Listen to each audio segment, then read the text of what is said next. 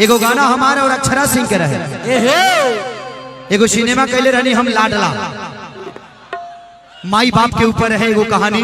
और जब हम कुल्ली नंबर 1 सिनेमा बनोले बने भाई, एक बार उस सिनेमा के जरूर देखिए हलो, अपने माँ बाप से मोहब्बत हो जाए। इस धरती पे मैंने एक चीज तो सीख ली है जब से मैं बॉम्बे शहर में हूं, कि जितने बड़े स्कूल में आप अपने बच्चे का शिक्षा देंगे उतना ही छोटा वो आपके लिए अनाथ आश्रम ढूंढेगा।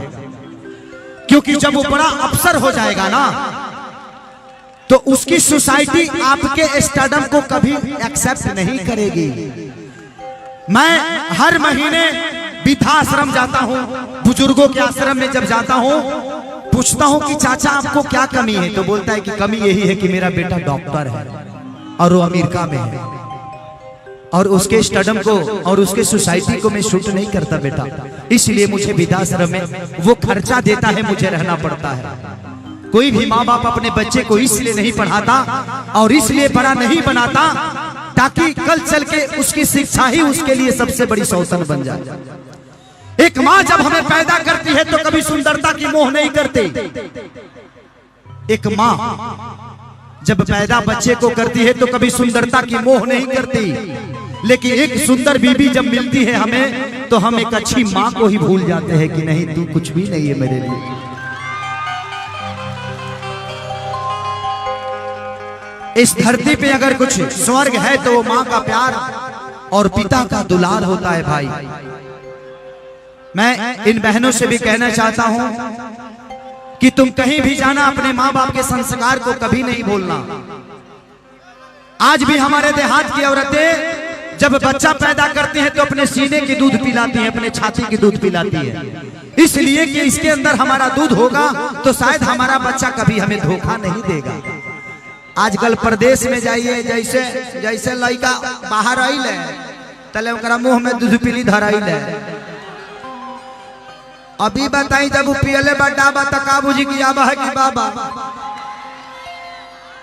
इसलिए कि प्रदेश की औरतों की पर्सनालिटी कमजोर हो जाती है।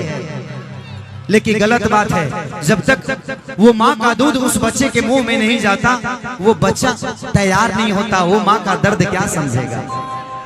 मैंने एक गाना गाया था, उसमें एक शब्द थी कि एक लड़का एक बेस्या से प्यार करता है, एक कोठे की लड़की से मोहब्बत हो जाती है उसको। हम लोग के गार्जियन बैठे हैं जोगेश तिवारी जी, आइए चाचा जी, आइए चाचा, आइए आइए आइए, आप एक मिनट में बोल लेता हूँ थोड़ा सा।